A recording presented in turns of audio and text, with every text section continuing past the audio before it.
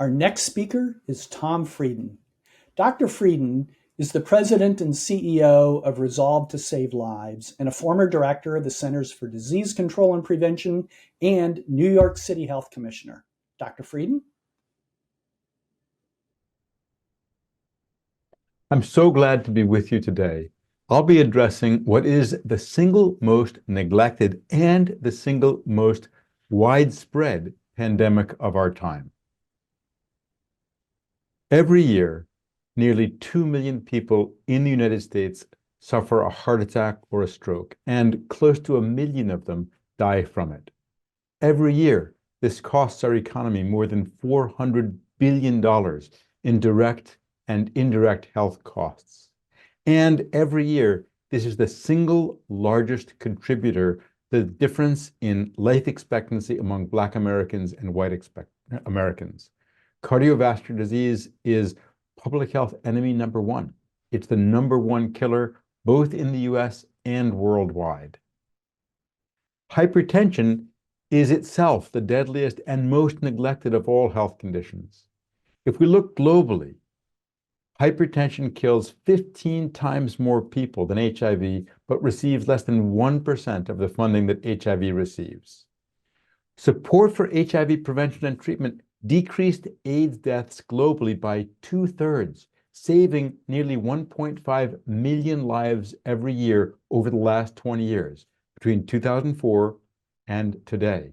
In those same 20 years, when HIV deaths were decreasing by 2/3, by 1.5 million deaths per year, what happened to hypertension deaths?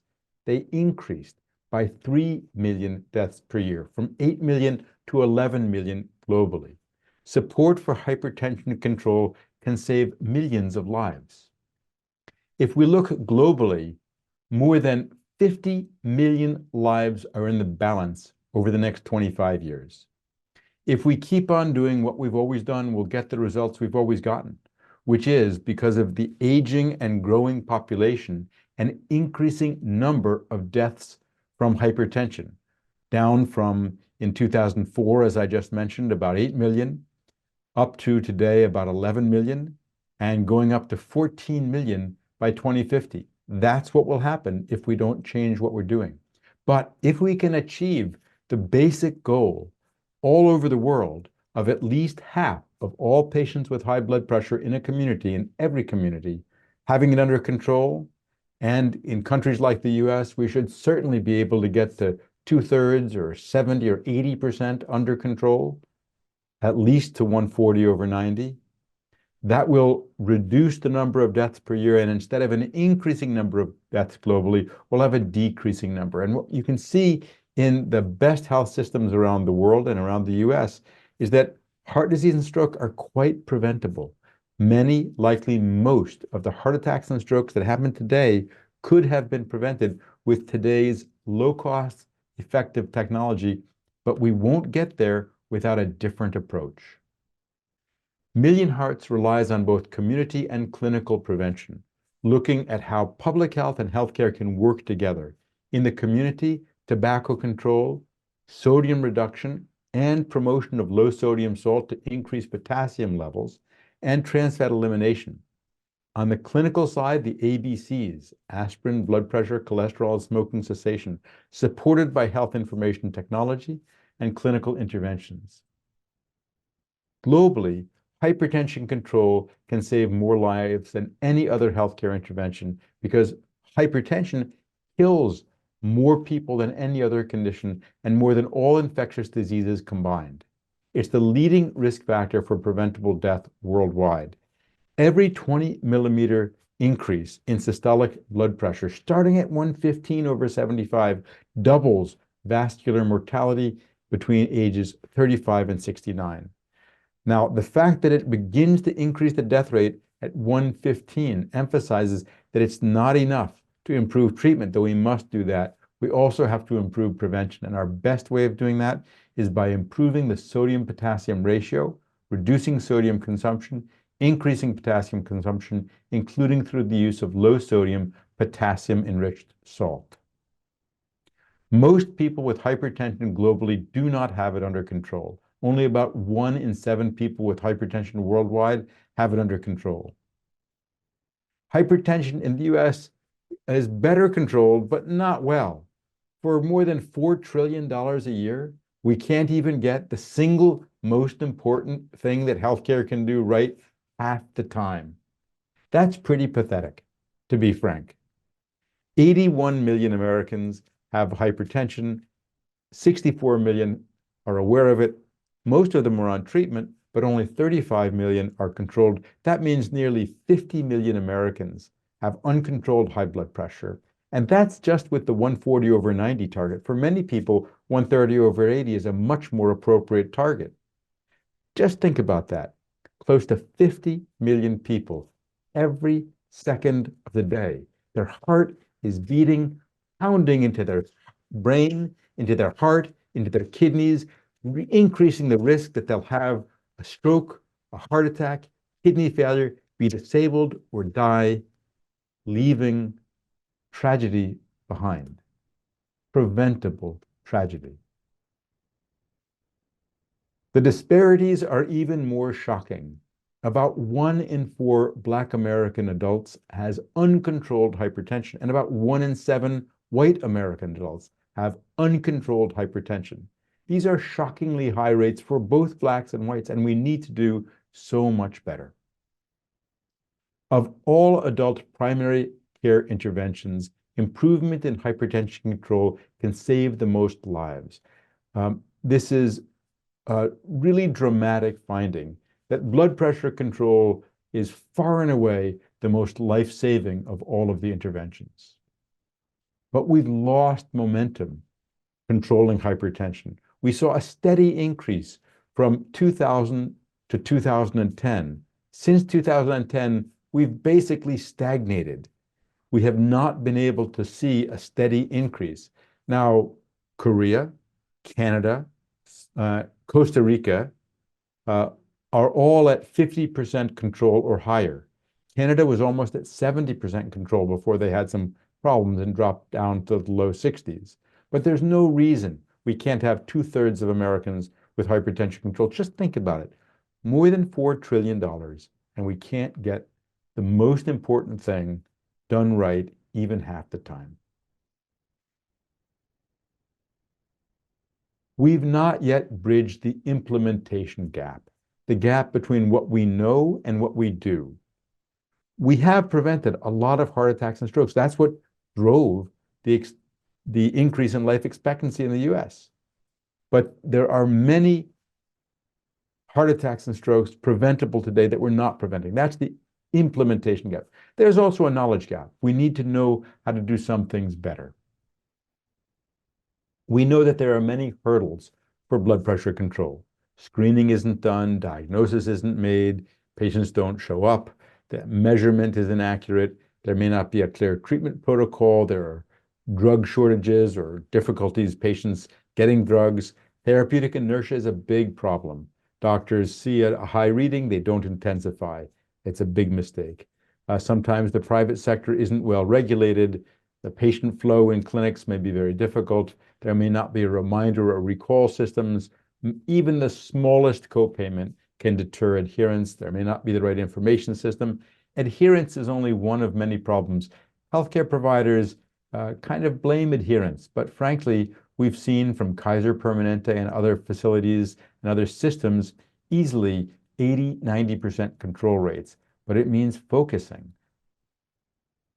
The WHO Hearts approach is highly effective. In fact, it was adapted from what Kaiser Permanente showed: a standard protocol, reliable drug supply, team-based care, patient-centered services, and an effective information system. Self-measurement of blood pressure is a patient-centered service. Scientific evidence shows that self-measured blood pressure monitoring, also known as home blood pressure monitoring, with clinical support, helps people with hypertension reduce their blood pressure. It can improve access to care and quality of care for people with hypertension while making blood pressure control more convenient and accessible. CMS should approve the National Coverage Determination proposal to allow Medicare coverage of validated devices for home use as durable medical equipment. Frankly, this is a no-brainer. We're talking about $30, $40, $50 for a piece of equipment that's going to last for years and will prevent strokes and heart attacks that are very expensive. Self-monitoring blood pressure is not the be-all and end-all. It's not going to solve all of our problems, but it's part of a solution. Some health systems do better than others. I've mentioned Kaiser Permanente before. Before Kaiser focused on this, their control rate was below the national average, only around 40, 42%. Once they focused on it, they got to 90% control. That includes in their Medicaid population. They did that by first and foremost agreeing that it was important, agreeing that the single most important indicator of how a health care system does is whether or not it controls hypertension. They agreed on a simple treatment protocol that improves the quality of care. It reduces medication costs. It reduces malpractice. I'm going to tell you a story.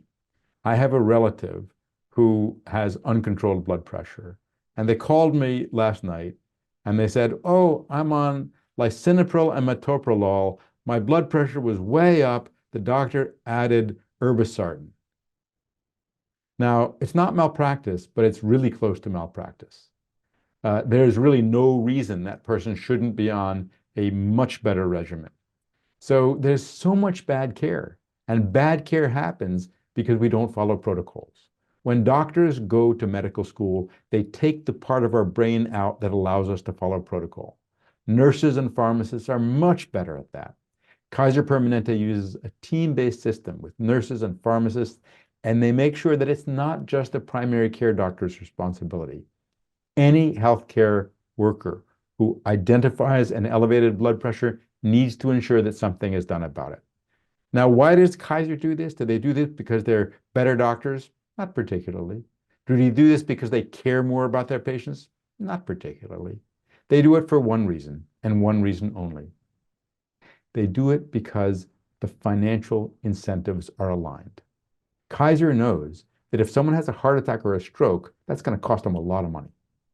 In the rest of our healthcare system, if someone has a heart attack or a stroke, hey, that may be a whole lot more revenue for angioplasty or stent placement. But that's a terrible way to run a healthcare system. The WHO heart strategy can triple blood pressure control rates. This is actual data from Bangladesh, where the control rate went from around 20% to more than 60%. And this is the actual number of patients with blood pressure under 140/90 treated in the most rural areas all around the country, covering about a quarter of the country now, up to 300,000 patients with blood pressure documented to be controlled, up from close to zero. Improving blood pressure control in the US would save millions of lives. Here's a quick estimate. Our current control, if we had another 50 million people controlled at 90% control, that would prevent something like 600,000 heart attacks and strokes and save about 200,000 lives just in this country every single year. And it's doable. The medications cost pennies. The systems require that we support patients and hold ourselves accountable for controlling blood pressure and emphasize that this is the single most important thing that a healthcare system can do. Now, I also want to talk about prevention. Excess salt increases blood pressure. There are about 3 million deaths every year because of excess salt consumption. Globally, about 1.6 million lives could be saved each year by reducing sodium consumption by 30%. There are important opportunities here: front of pack warnings, promotion of low sodium salt, food-specific targets, government buying standards, and weakest, but in conjunction with the other, government buying standards. Educational approaches. Salt reduction interventions can be effective. In the United Kingdom, salt consumption was quickly reduced by focused effort. Blood pressures fell and deaths fell as well. FDA guidance on voluntary sodium reduction targets was issued in 2021. But mandated reductions with mandatory maximums are more effective, and new interim voluntary targets are needed. The first 2.5-year period ends now in April 2024, and FDA has suggested this kind of an approach high in saturated fat, sodium, and added sugar. Actually, I don't think this is optimal because there isn't great nutrition literacy. Someone may think that's good, right? I want something that's high in it. I think we should say something along the lines of excess or too much or dangerously high in.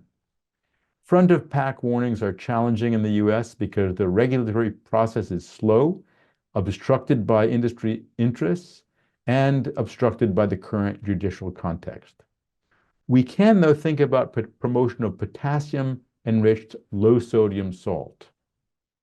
Potassium-enriched low-sodium salt is one of the latest interventions that can make a really big difference. Just think of it. You change the brand of salt you use, and you reduce your risk of a heart attack, stroke, or death from a heart attack or stroke by 10 or 15%. That's pretty amazing. It doesn't need to cost more than $10 or $20 a year or less to change the brand. We need to think about how to increase the use of low sodium potassium enriched salts. No country has really done that in a systematic way. The US could take action. Fundamentally, we need to change the way our healthcare system pays for care. There's no reason, theoretically speaking, why a facility that has a patient whose blood pressure was uncontrolled and who has a heart attack or stroke shouldn't have a substantial financial penalty for having failed to do that. It's not because I want to penalize anyone. It's because I know that if that were the case, and if it were paired with a substantial financial reward for control, it would change dramatically the dynamic. It would increase dramatically the proportion of people whose blood pressure is controlled. We can't allow our system to keep pretending that it's doing a good job. It's not. We have some of the greatest medical care institutions in the world and one of the worst healthcare systems in the world. And one essential driver of health progress, one way of resuming the increase in life expectancy in the US, is by controlling hypertension and preventing it as well with sodium and potassium measures. So with that, thank you very much for what you do. And let's go from calls to action to action. Let's go from resolution to change. Let's go from stagnation to progress, controlling hypertension, preventing heart attacks and strokes, extending healthy life expectancy, and making our healthcare system work for Americans. Thank you. Thank you, Dr. Frieden. Your call to action is clear. We must drive the system and environmental changes by which we can halt the growing hypertension pandemic.